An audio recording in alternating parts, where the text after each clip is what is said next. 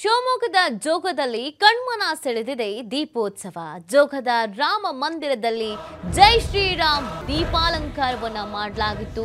ಇದು ಸಿಕ್ಕಾಪಟ್ಟೆ ಖುಷಿಯನ್ನ ತಂದಂತ ವಿಚಾರವಾಗಿತ್ತು. ಅಲ್ಲಿನ ಭಕ್ತಾದಿಗಳು ಅಲ್ಲಿಗೆ ಆಗಮಿಸ್ತಾ ಇದ್ರು.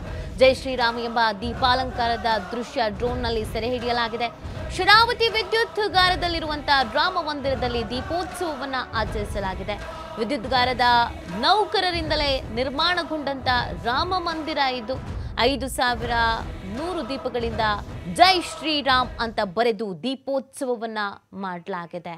ನೀವು ದೃಶ್ಯದಲ್ಲಿ ಗಮನಿಸ್ತಾ ಇದ್ದೀರಾ, ಅದ್ಭುತವಾಗಿ ಮೂಡಿ ಬಂದಿರುವಂಥದ್ದು. ಸುಮಾರು 5100 ದೀಪಗಳಿಂದ ಜೈ ಶ್ರೀರಾಮ್ ಅಂತ ಬರೆದು ದೀಪೋತ್ಸವವನ್ನ ಮಾಡಲಾಗಿದೆ. ವಿದ್ಯುತ್ಗಾರದ ನೌಕರರಿಂದಲೇ ನಿರ್ಮಾಣಗೊಂಡಿರುವಂತಹ ರಾಮ ಮಂದಿರ ಆಗಿತ್ತು. ಶರಾವತಿ ವಿದ್ಯುತ್ಗಾರದಲ್ಲಿರುವ